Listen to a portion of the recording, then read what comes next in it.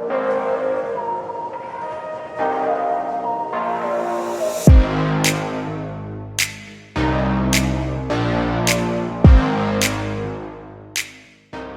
there, Year 12. This is Mr. Robertson speaking, and I would like to share with you a little video to help you with your current lessons. I'm hoping to join you soon, but I'm not in Shanghai yet, so I'm afraid this is all that you have at the moment. We should know already from IGCSE FP that the derivative of e to the x is just e to the x. So that's our starting point when we look at differentiating exponential functions. And I know that Miss Graf has gone over that with you. We haven't proven that yet. We'll look at that later. Let's just take that as granted. The question for today is, how do we differentiate something like e to the power of f of x? So e raised to the power of some function of x. And really what we've got here is a function of a function. That should give you an idea of what we're going to do to solve this kind of problem. So how do we do this? Well, let's take a concrete example first of all. Let's look at something like, let's go for y equals e to the 3x. So just a nice simple linear function, 3x. So e to the 3x. So the question is, how do we differentiate this? Now you might think the answer is just e to the 3x, and that would be an interesting way to begin. But actually we need to be very careful. We should see that this is a function of a function, and that way we now need to use the chain rule. So I'm going to say that u equals 3x, so that y actually equals e to the power u. Now you should remember from the chain rule, if we differentiate, we can do du by dx, which is just 3, and dy by du, the derivative of y with respect to u, which in this case, of course, because of what we just said, if y equals e to the u, then the derivative is also e to the u. Putting that together, we've got dy by dx, and by the chain rule, that's just dy by du multiplied by, so we multiply that by du dx. So we're actually multiplying these two derivatives to get 3e to the u. And if we substitute back, we can see, of course, that if we go back to what we said at the beginning, we said that u, you can see it here, u just equals 3x. Let me just box that for you. So that's just 3 times e to the 3x.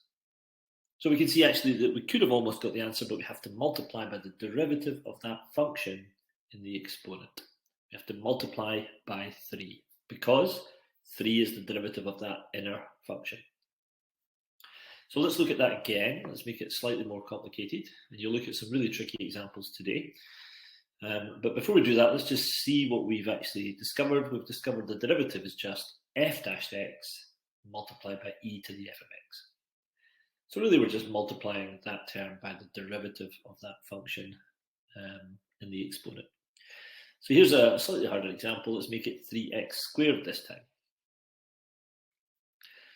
So if we're going to do this, we don't want to use the chain rule each and every time. We need to see the pattern here as mathematicians. We need to do this much quicker. So we think about what is the function, the inner function. Well, here it's just 3x squared. I hope you're all coping with my accent and I'm not going too fast. Miss Graf, I'm sure, will slow the video down, or, well, pause the video if needed. So my inner function is 3x squared, so the derivative of 3x squared is just 6x, and we multiply that by e to the power of 3x squared. So differentiating exponential functions, we have this pattern of the function reappearing. So there's 2 good examples which should help you initially to think about what we're going to be doing today.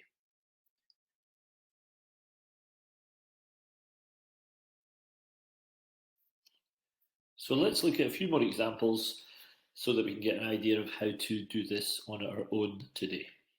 And what we'll do is just look at a few examples that use this idea. This idea is in the textbook that you might be using today. If we have a function e to the x, the derivative is e to the x, e to the f of x, then it's just e to the f of x times by the derivative, f dash x. So always better with examples. Let's have a look at 3. If f of x equals, let's go for something like e to the negative 5x. Well, simple rule, we multiply. So to get f dash x, we multiply the derivative of that function in the exponent. So that will be just -5. And we times that by e to the -5x. So that's quite an easy technique. And we could write that as -5 over e to the power 5x, of course. We can change negative power to a positive power by using the reciprocal, but that's not really important for what we're doing today. Let's change to g of x. It doesn't have to be f of x. So g of x is equal to, let's have e to the power 2x plus 1. So here the function is just a linear function, 2x plus 1.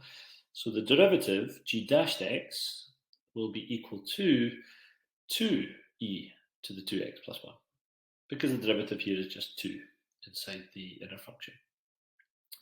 And if we look at something more complicated, you could have to use the product or quotient rules today that you've been learning.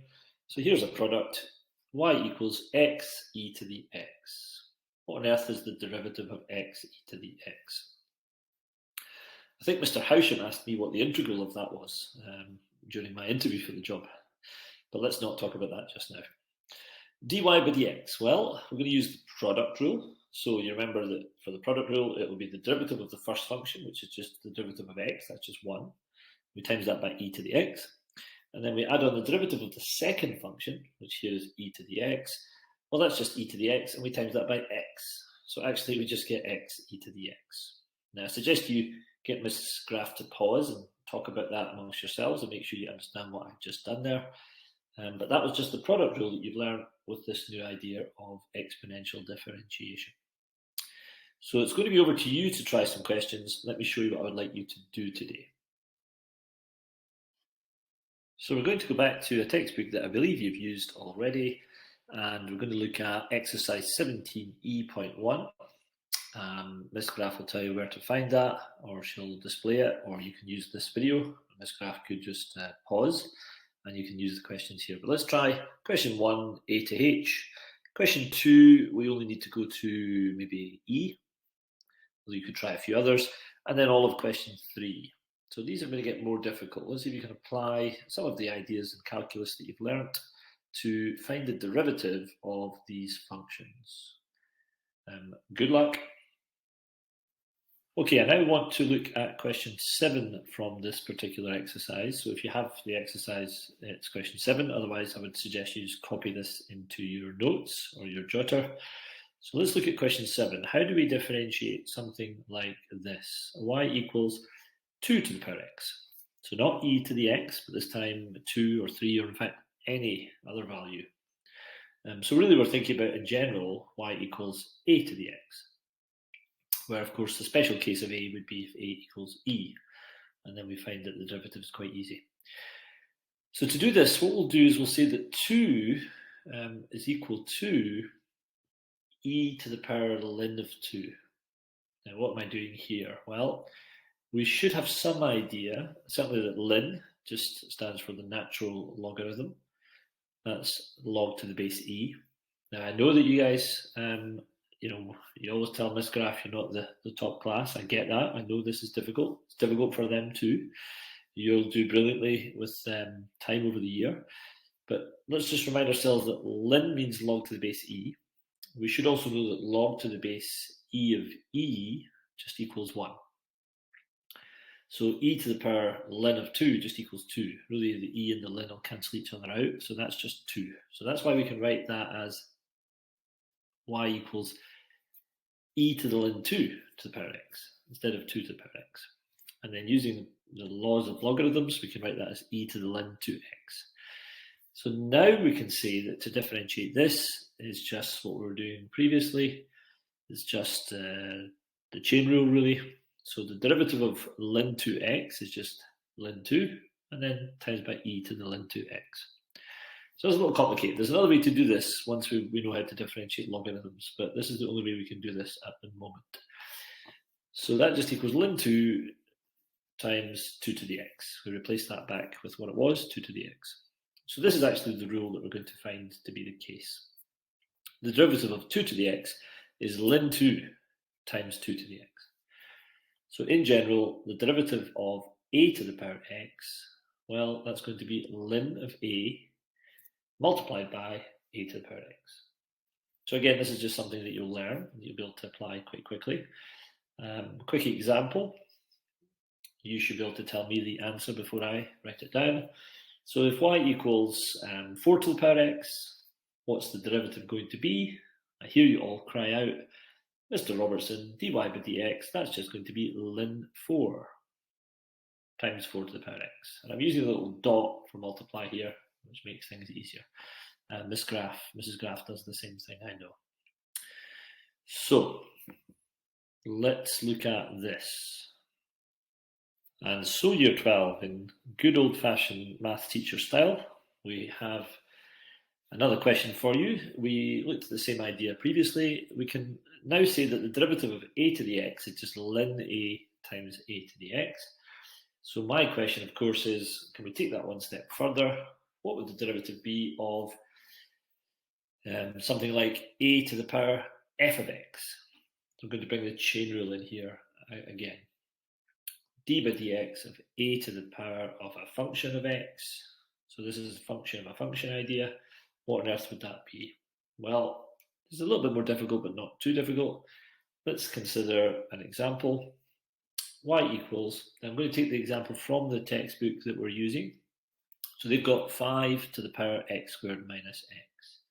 So you might want to pause the video. You might want to have a discussion with Mrs. Graf about what you think the answer is going to be. You might want to try before I do. But I'm just going to use the chain rule again. So I'm going to say that u equals x squared minus x. And that simplifies my function to just 5 to the power u, which of course we've just talked about. We know how to differentiate that kind of function. So du by dx is straightforward. This is the inner function being differentiated to give 2x minus 1. And the derivative here, dy by du, well, that's going to be, well, we turn our attention to what we just talked about. It's going to be ln of 5 times by 5 to the power u. And so our derivative dy by dx is just the product of these two. And multiply these two together. So that's going to be, we've got our ln 5 on the right here, multiplied by 5 to the power u, but of course we'll switch u back now for x squared minus x. So it's times by 5 to the power x squared minus x. And we multiply that by the derivative of what was inside that inner function, which was just 2x minus 1. So we need to put a bracket around the 2x minus 1. And I can just rearrange that slightly. Let's bring that, well, let's write that slightly differently, although we don't have to. But I think it would be nice to write that as ln of 5 bracket 2x minus 1, and that's multiplied by 5 to the power x squared minus x. We're not going to break any brackets here. We're just happy that we've got the answer. So I wonder if anybody got that correct. It would be excellent to be able to do that much quicker. So we've got to look at this function and think about the derivative of the function in the exponent is just 2x minus 1. And the derivative of 5 to a power is just ln of 5 and then 5 to that power. And for your notes, I'm sure Mrs. Graf will get you to write this down. So the original question was, how do we differentiate a to the f of x? Well, hopefully you know the answer is, we times by the derivative of the function, so f dashed x.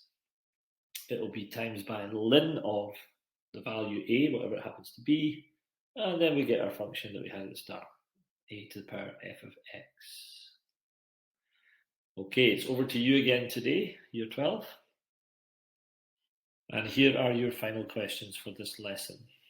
You may need to do this for homework or into next lesson.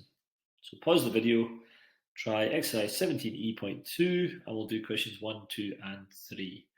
You will get stuck, you will make mistakes. Mistakes are brilliant, they help you to get the right answer. You will need help, which is absolutely fine. But good luck. You now know a bit more about differentiating exponential functions.